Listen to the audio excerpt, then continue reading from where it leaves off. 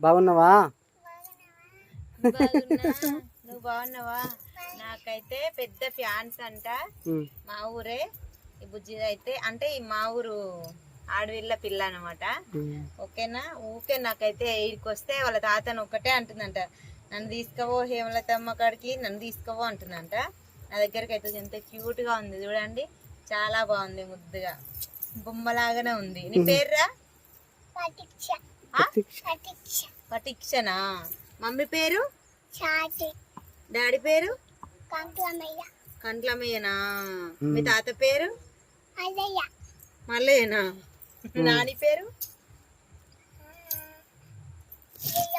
జయమ్మనా? Wow, చూడు అసలు ఎంత మంచిగా చెప్తుంది పేర్లు అయితే. నేనెవరు?